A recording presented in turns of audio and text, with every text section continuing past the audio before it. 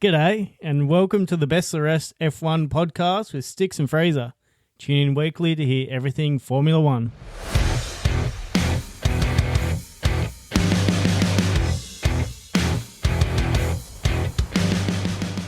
G'day, and welcome back to the the Best of the Rest podcast with Sticks and Freezer. We're back at it. We are back. Fuck, I forgot who we were for a second. What have you done, Matt? I thought we were the most successful Formula One podcast going around, but When you sorry. said you had a good intro, that's not what I expected. It sounded better in my head. Anyway, that's our standard. I mean, we've had 6 months off or longer. Yeah. A bit rusty. You know, Gotta things come up in life. It is what it is. We got to get back in the swing of it. And what better way to do that than wrap up last year before we roll into some 2026 predictions in the coming week or so? Certainly, it was a great year, really. It was. Yeah. It was. There were some ups and downs. There was a little bit of a monotone going on there for a little bit with McLaren, but got pretty spicy towards the end with a three-way battle for the on the last race. We got that championship battle we were looking for. It may not have been the spiciest last race to the year, but the last half a dozen or so definitely kept us interested. Even though we weren't recording. And we were a good thing because we probably would have sucked a whole lot about Piastri. Yes. And the supposed conspiracies that went on there. But there's probably good reason that we weren't recording for that last 6 months. Yeah, we would have been having a bit of a suck, I reckon. Yeah, not impressed. Anyway, 2026 is his year. He'll be new back. New year, new regs, clean slate. It's going to be a bloody shit show these first few races, I reckon. Yeah, I think Piastri was saying that he reckons there's still going to be like the papaya rules kind of shit again. So he's just hoping, well, he wants to get out of the blocks quicker so that he gets the favoritism towards the end. But well, I guess it's probably good that maybe papaya rules are still sticking around and they don't just go, oh, we're going to favour the world champion. Yeah, well, I because guess they could do that. Yeah, if it wasn't to stay around, then that's who they'd have to be backing then, wouldn't it? So that'd be pretty shit. I feel like if that happened, Piastri would be pretty quick to be like, all right, find me another team because I'm not a number 2 driver. No, he's a title contender, as he showed this year. If he last year, if he kept that kind of consistency all the way through, he probably would have taken it home. But who knows what this year's going to bring to see. Hopefully he'll be up there again.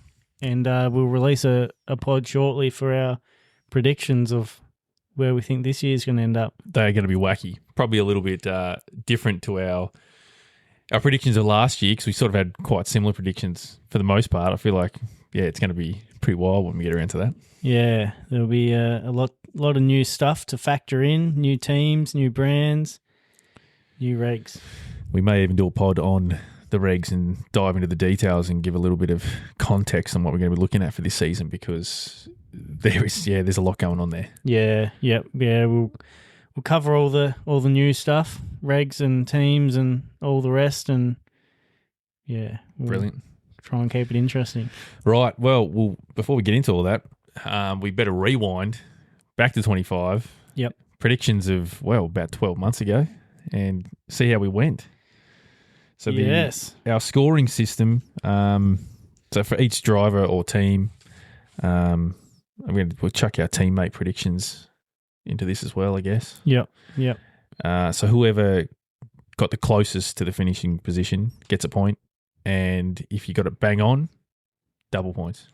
Yeah, and we've got our total kind of difference from where we predicted them to where they finished, so we'll run through that as we say it. We don't expect you to keep tally in your head as we go. We'll do a little wrap-up at the end of what our total difference was, and then the who won per driver kind of thing, kind of like a closest to the pin. Yeah, somewhat of a round by round type scenario. Bit more of a simpler system maybe, but we'll see. Do you want to start with drivers or? Yeah, let's start with drivers. All right, let's do it. We predicted 20 drivers, but we ended up with 21 drivers for the 2025 season because our boy Doohan got the boot. He did, and Franco Colapinto got the nod, who we will not have in our predictions because he didn't start the year. So, technically, 21st position, Doohan. I had him finishing 19th. I also had him finish 19th. Right, nil all draw. Nil all draw and 2 away. We'll skip past Franco, who was in 20th, to Bortoletto in 19th. I had Bortoletto in 20th. Yeah, so did I. Nil all draw. Good start. I had Pierre Gasly in 18th. What's the result? Sorry. And I had him, where the fuck did I have him? Up in 11th. I was 7 off. Holy shit. I had Big Pierre in 10th. We had high hopes there for the old boy, but not to be. No, I did think he would have done a bit better, but as the season proved, especially deeper in, that Alpine was a bit hard to handle. Yeah, I don't think we were banking on the Alpine being as bad as what it was last year. No, But, I think it started to come good at the end of the year prior. So we're thinking, that'll continue momentum and they might try and pick up on some points, some low-end points when other teams start focusing on 26, but wasn't the case. High hopes this year, 2026 season, but we'll see what happens there. So 17th, Yuki Tsunoda, who had quite the year. I had him predicted to go 12th, so I was 5 points off. I had Tsunoda in 15th, so I was 2 away. Nice. Points there for you. Old Tsunoda, what a year. Gets shafted from Red Bull heading into the 25 season, and then third race in, promoted to Red Bull, and then just has a dog of a year, really. And was doing really well in Racing Bulls. Dominant. Then finishes up the season without a seat. Yeah. Like, what an absolute roller coaster. Couldn't have more of a roller coaster if you tried for that one. Poor bastard. Right, moving on. 16th was our boy, Lance Stroll. I had Stroll in 16th. Bang on the money. Bang on. Woo, double points. Double points for me there. Well, I had bloody Stroll in 13th. Don't know what I was thinking there. Bit too much confidence in the old kid. Maybe thinking his 50th year in Formula One, he might have actually learned a thing or two. Nah. Fucking piece of shit. All right, 15th, Esteban Ocon. Where did you have him, mate? I had Ocon in 11th. 11th. So I was 4 away. I had Ocon in 15th. Oh, double down. Good old Ocon. Don't mind if you do. I'm going to be interested to see what happens with him this year. He sort of had some all right performances last year, but was probably outshone by Behrman overall. A lot more attention on Behrman and what he was producing in his rookie season. So, very talented driver, but I feel like he's almost a driver on the grid that just goes under the radar to a certain degree. Yeah. Doesn't really get a lot of spotlight. Just performs. He's not amazing, but he's not terrible. Like, he's pretty reasonably consistent. It just cruises along somewhat. He's had his couple of little peaks on the podiums and whatnot. He's got a red helmet again this year. So I was going to have a look into it to see if there's a bit of a theme or a reason, but seems to consistently have the big red dome on. Yeah, right. Probably look quite good with his the hat that he'll be sitting in. I reckon he'll look great this year. Looked a bit out of place when he was in the Alpine, and then it was just like a bright red dome. Yeah. We'll do a livery review shortly, but yeah, overall, quite impressed with what they've dished up this year. But moving on, Liam Lawson, 14th.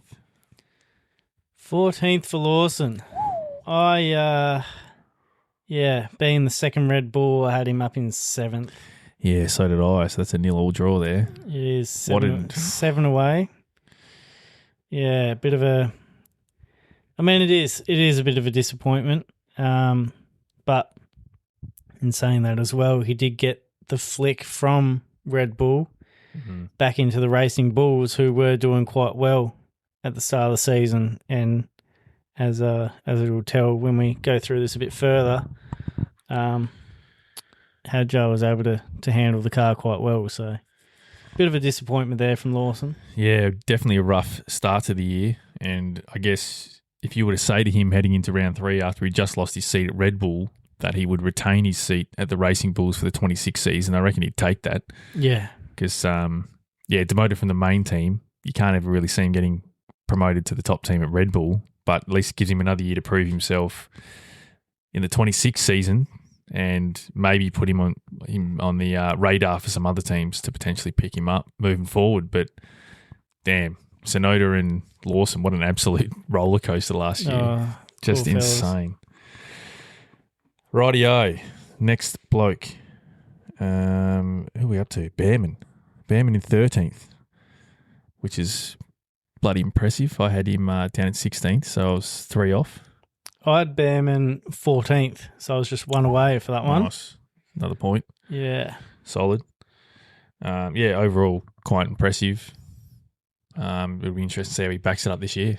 Yeah, and to finish higher than his teammate in his rookie year. Rockin had been racing for quite a few years already. Yeah, very well done. Another rookie in 12th, Isaac Hadjar. Probably the most impressive rookie of the year. I had him down in 18th. Yeah, I mean, I had Hadjar 17th, so just the one closer than what you had, 5 away. But, just great performance by Hadjar. I mean, he has earned himself that seat in the Red Bull, but the way that second seat's been, it's almost like a demotion. It's a poison chalice. Yeah, you almost don't want to take it this season. I think the only thing that sort of stems in his favour is that with this regulation change and I guess some question marks around Verstappen's future is that they may design the car to be a little bit more driver friendly for whoever sits in that seat rather than just make it Verstappen focused. So if there's any chance that anyone's going to be able to keep up with Verstappen, this is the best recipe for it. So it's going to be an interesting sub-story for the 26th season to be keeping an eye on his progression relative to Max. Yeah. I know the shakedown testing doesn't really tell you much, but he has put it in the wall already there. So yeah, that's a bit dicey. Not the best start that the young fella would have wanted in his Red Bull main seat career, but I'm sure he'll dust himself off and off he'll go. Because I've heard rumours, and I don't know whether this is true, but in Max Verstappen's contract, if he doesn't finish top 2 in the Drivers' Championship, he can basically get out of his contract at Red Bull and go wherever he wants. So you would imagine, obviously we haven't seen any cars on track yet, but the talk is the Mercedes engine is going to be the pick of the bunch, that there's a good chance that he won't go top 2, and does that potentially turn the drivers' market on its head, for one, come the end of this season, but 2, where does that put Red Bull without bloody Verstappen as their main man? That's a lot to keep an eye on this season. Yeah, well, if it's any continuation points-wise from what it was last year in 25, then Verstappen almost single-handedly got the team to where it was. Where did they finish? 4th in the end, wasn't it? So, Verstappen got... 3rd. Third, sorry. Verstappen got over 3/4 of the points all on his own, which is just ridiculous. Yeah, so it's definitely another storyline to keep an eye on throughout the 26th season. Right, back to the count. 11th, Nico Hülkenberg. I had Hülkenberg. Where did I have Hülkenberg? 17th. Damn. Yeah, I had Big Hulky B down in 18th. So I grabbed the point there. That's a damn. I think that was just the follow-on from last year of thinking that Sauber were probably going to be a bit hard to handle, and I mean they were to start with. Bortoleto probably struggled a bit more, but that's a bit of rookie season, and Hülkenberg has driven that particular car for a couple of years now, so he scored himself some good points and got his first podium of his career, which was unreal. There is no way, if you told me before the start of last season, Hulkenberg in that green tractor would score a podium, there's no way I could believe it. No. Not a chance. No. Like, arguably, off the top of my head, arguably the worst car that he's probably driven throughout his career. Oh, it'd have to be up there. And sure. he gets a fucking podium. Yeah. That was elite. What a feel-good story. I don't think there was a single person in and around the Formula One world that wasn't absolutely stoked to see that. But he gets a fucking Lego trophy. Oh, yeah. Oh, man. Yeah, the first trophy of your career when your career is already that long and you're like, essentially you're nearing retirement, and they pull out a Lego trophy. A Lego trophy is what you get given. It's rough. Oh. I don't know what I'd do. I'd like to see him get a few more podiums in the old Audi outfit. That'd be tough. Yeah. The old Audi looks pretty tough this year. Looks like a nice little piece of machinery.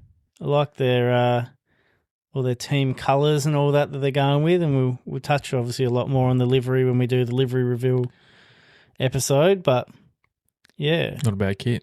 Looks all right. We'll see how it performs. More lively than the Cadillac livery, that's for sure. Yeah. Rightio, we're into the top 10. The grandfather himself, Fernando Alonso, 10th. Oh, Dad. I had him at 12th. I had him 9th, so I wasn't too far off the money. Ooh, gives me the chockies there. Who we got for 9th, Sticks? My boy. Science. Got it. Wow. I'm so hyped to see how he goes this year, but... Guess what? I got it. 9th. I had Science for 9th. No shit, I had him 10th. Oh. So you got the point. I didn't even... Oh. I got the double, and you're only one away, and I've pipped you. You've backed him in more than I did. I'm hyped to see what he can do this year. Yeah. In 8th, we've got Albon, and those two sort of had the opposite sort of season. Yeah. Albon started on fire and then sort of cooled off towards the end of the season, and Sainz finished. Yeah. Yeah, incredibly. He somewhat struggled at the start, didn't he? And there was quite a few races where it was like, oh, God, this poor fella. Like, he's gone from winning races in a Ferrari to... struggling. Not even, barely scraping home points. Binning it in Australia and the behind the safety car. That was a low start to the season. Yeah. Got that torque surge around that final corner and put her into the wall. But I've got high hopes. Not that I probably should, considering they couldn't even make it to the fucking shakedown. That's a whole kettle of fish in itself. It's a hard one to read into that one, I guess. We'll see come, not that testing really gives you much anyway. Yeah, a little bit of an insight. You don't know what the setup was, how much fuel's on board, whether they're having a crack. They all bloody sandbag, especially when it's new regs. They're going to keep a bit in their back pocket. One, they're probably not going to want to push their car too hard just yet, especially in this first test week. And then once they do get a handle of where their car's at, then they're probably not going to want to show the other teams. And we won't really know anything until the end of qualifying in Australia. That'll tell us somewhat, but like 1 lap pace doesn't mean you got any good sort of race pace. And then come the checkered flag in Australia, gives a little bit of a rough idea of maybe the pecking order to a certain degree. Imagine if they did Australia's a sprint weekend. Just gave them no practice sessions. Threw them straight in. Here you go, lads. Good luck, boys. No, in Formula One, they'd do a sprint weekend, but they'd go, we'll do it behind closed doors because we don't want to be embarrassed if the cars break down. I don't think there's too many people that read that far into it. Like, it's a shakedown. Like, you don't need to do it behind closed doors. Like, just by labelling it as a shakedown, people know it's your first couple of trials of the car actually on a track. Shit's going to go wrong. People just want to see the cars on the track. Yeah. Like, it's exciting. Exactly. So, and then it's that whole, I guess, human psychology of, you want what you can't have. So as soon as it's behind closed doors and you can't get any info about it, it draws a lot more attention to it. That's probably the other part, isn't it? It's probably more of a marketing thing, going that, there's this little event or session on, but no, you can't see it, and just build up all the hype and just let a few sneak peek reports and stuff come out, and Yeah, I wonder if there is an element of that. But even if they don't focus on that, it creates that demand because they're trying to hide it away. yeah. It's weird. Anyway, seventh position was Kimi Antonelli, and I had him in 8th, so not too far off the money there. Antonelli I also had in 8th. All right, Just one off for the both of us there. just a nice little draw on that one. 6th was Lewis Hamilton, and I had Hamilton in 5th, so again, not too far off. I had Hamilton Happy in with that. 4th. So 1 away for you and 2 for me. All right, got the points there. Nice. 6. Rough season for Hamilton. Don't know if we can see it turn around for him this season either, but we shall see. Yeah, it's a hard one to predict. Driver of his caliber, you just kind of expected that he'd step into the next kit of machinery and just keep winning races as they were last year and 24. But yeah, it didn't happen, and who knows? Is that still going to happen this year? Are they going to have a car that Hamilton and Leclerc can battle for wins? And will he be secretly dirty? He'd never admit it, but would he be secretly dirty if Mercedes dominate this year and he looks at that Antonelli seat going, that was mine? Yeah, you'd have to be. I know he's saying it's the factor of just wanting to tick off that last couple of things on his career list of always wanting to drive for Ferrari and whatnot, but you're there because you want to win at the end of the day. Do you take being the equal highest championship winning driver plus a Ferrari driver, or do you just take the outright titles potentially? I think probably the latter would be the preferred option. Yeah. But I guess imagine all the hype and all that if you came and drove for Ferrari and then won the title as well. Oh. Yeah. He'd be god level. Especially after their Full drought. criteria. That'd be wild. I would like to see that. I just don't think you get the job done over Charles, to be honest. No. I think if any of the two teammates are going to do it, I think it would be old Charles. Speaking of Charles, he was our next man in the list here, finished 5th, and I was very, very optimistic on his chances heading into the 25 season. I had him winning the whole thing, and he finished down at 5th. That's fucking Ferrari for you. You don't put any faith in those bastards. Yeah, look, so was I. I think, bit of a spoiler alert, we're pretty even for the top half of the predictions. Yeah, I did think Ferrari and Charles would have done a bit better and be winning or fighting for, but not meant to be. It's bloody Ferrari. You just, as a somewhat closet Ferrari fan, you just can't put any hope into them. Like they just set you up to knock you down. Yeah. And I feel for the people that have been Ferrari fans for decades and they've just had to go through the shit. It's like, yeah. It's like the meme of putting on the clown makeup and going, this year's our year. Then you put on another layer. This year's our year. Another layer. It's getting a lot of thick makeup going on there, the old Ferrari clown outfit. Yes. I would love to see him back on top. Those kind of Schumacher days, they were iconic. Like, just that's what my childhood revolved around. Like, I wasn't obviously a diehard F1 fan like I am now, but that's the name you heard all the time. Yeah, for Schumacher and in red. Yeah, and then Alonso was in there and Vettel, and that was the dominance. Obviously they weren't necessarily winning at that time, but. Yeah, they were the big names were in the Ferrari outfits. And as a kid, you're just drawn to the bright red car. Yeah. And, it sort of sucks to see them not really take it to that next level for the quite other a thing while. that sucks is how iconic the car was. And in my opinion, the livery is not really doing it anymore for me. Oh, But yeah, it's another one we'll touch on when we get to that chat. fucking sold out, haven't they? But speaking of Schumacher, I watched the doco on him. I think it's on Netflix. Yeah. Have you seen it? Yeah, I have, yeah. How good is it? Oh, it's unreal. Like, just to get a glimpse at the mindset of a champion Yeah. and the work that he put in Just unbelievable. Highly recommended if you haven't seen it. Right, top four.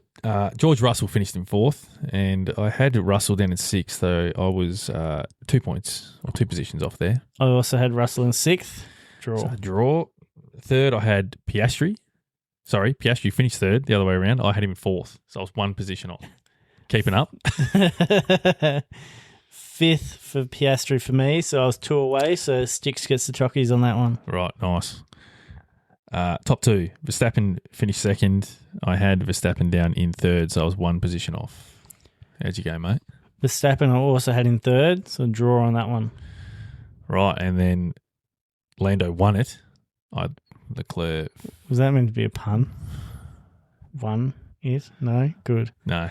Oh, it was just the way you said it. I thought it was meant to be a pun. I was going to say that was fucking terrible. No. All right, that's good. I mean, my jokes are worse than that.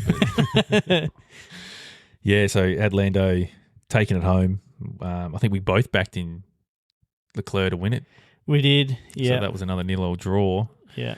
And if you're keeping up at home, which I'm sure you're not, but yeah, that's Freezer. Quick quiz. How many points did I just score? What was my difference? Freezer takes home the win. That's 8 points to you, mate, and 7 to me. So quite a close result in the end. Yes, it was. Not for, mad about it. You know, who wins each driver. 8 to 7, pretty close. The overall difference that we were away, I was 57 points away, if you like, in total. And I was 59 positions away from yeah, you. still not too far. I don't know whether that's good or shit, to be honest. I mean, it sounds like a big number, to be honest. Yeah, it does sound. But I guess there is 20 drivers. We've got to get used to that because this year, 22. 22. Yeah, that's Plus, wild. if anyone gets booted during... Hopefully Stroll gets booted. I feel like Colapinto's seat might be a bit hot. I think he's backed by a lot of cash. That's the reason they're keeping him there. Yeah, he's got a lot of supporters. It's another Perez situation where...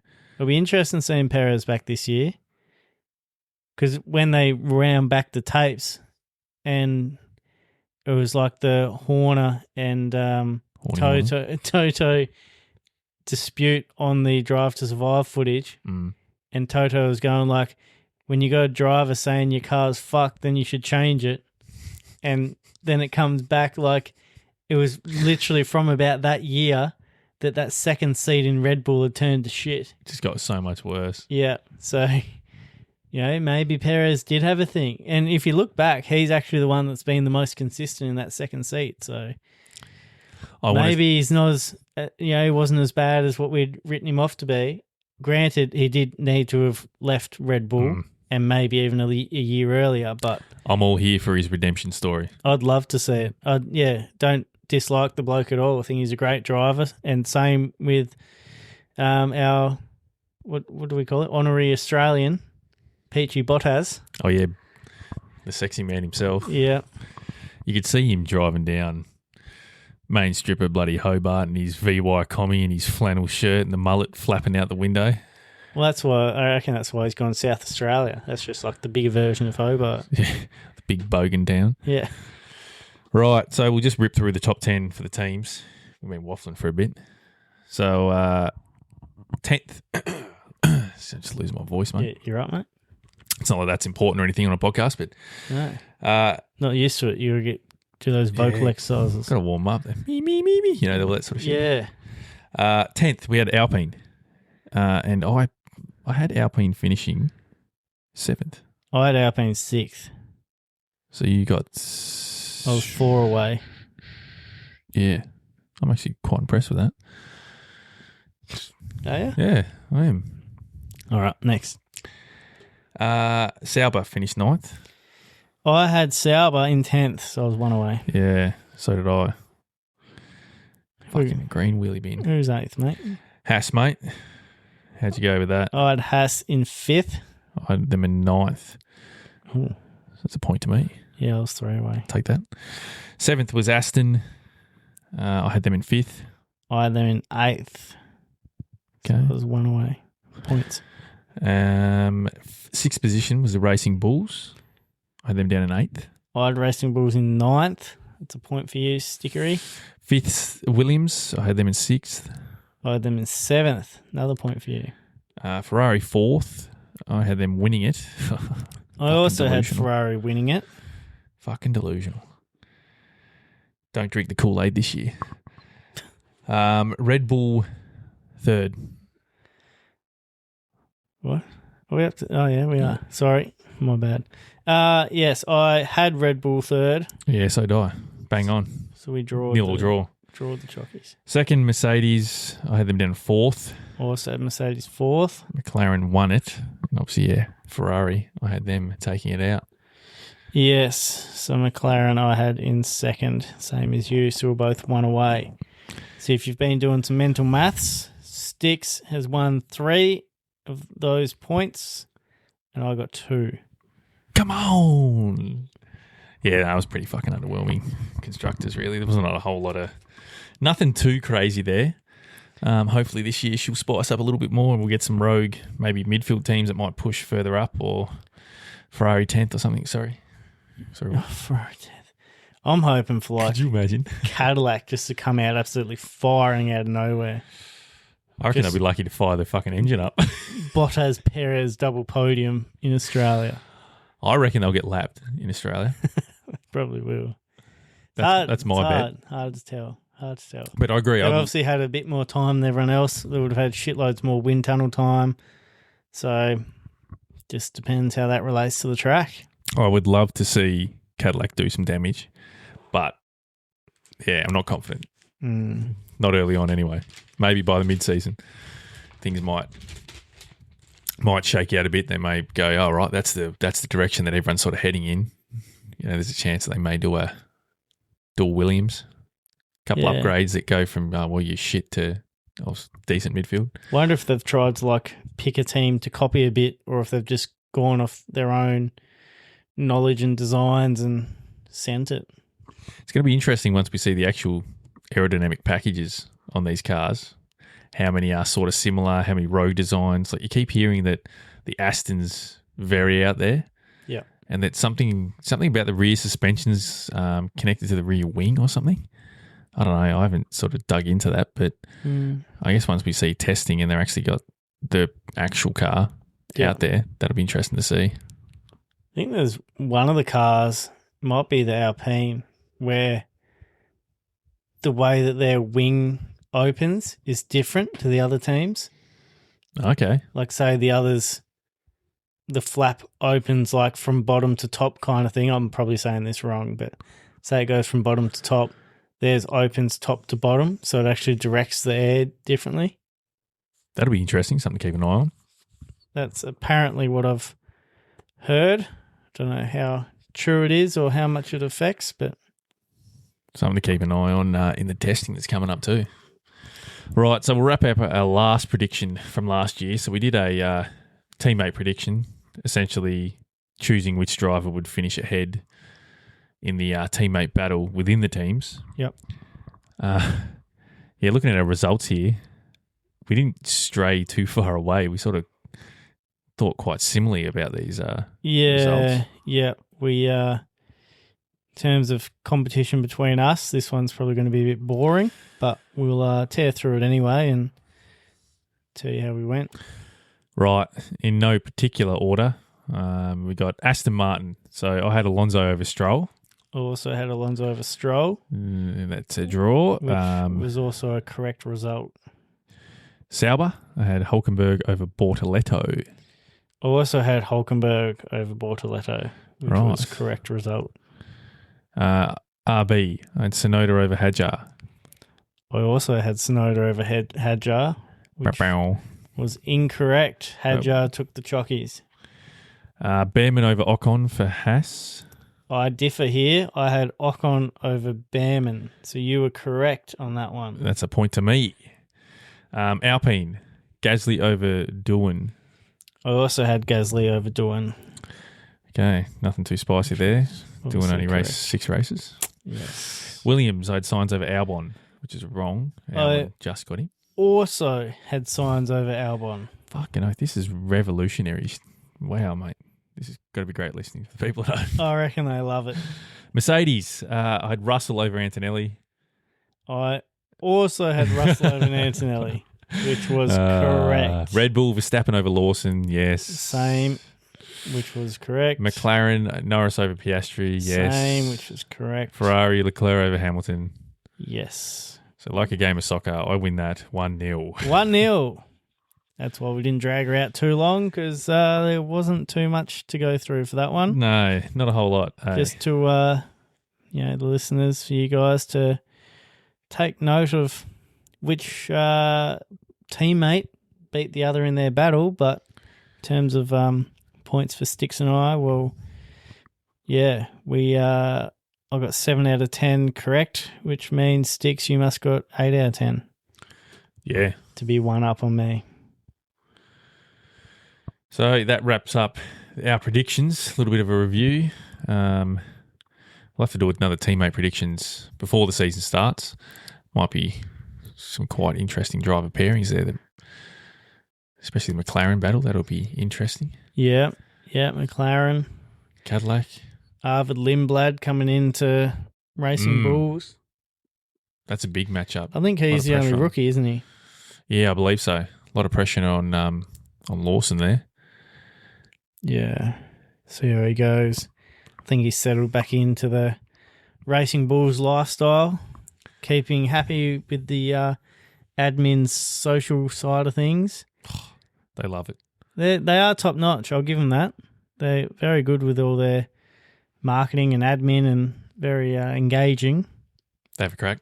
There's need to put some performance to it as well, and that'll be great. Right. Well, that's the first pod in the books. 2026. Look out. It is. That's the first one done.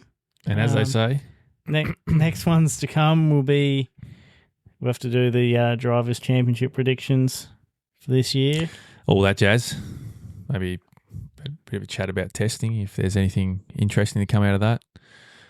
But box, mate. Box. All right. Time to get out of here. If you've enjoyed us, hit like, follow, subscribe, share us with another F1 fan, and we'll catch you on the next one. Gotcha. See ya. Oh, look at this. This is not a dog. This is a piece of shit. Wave his magic driving skills. Well,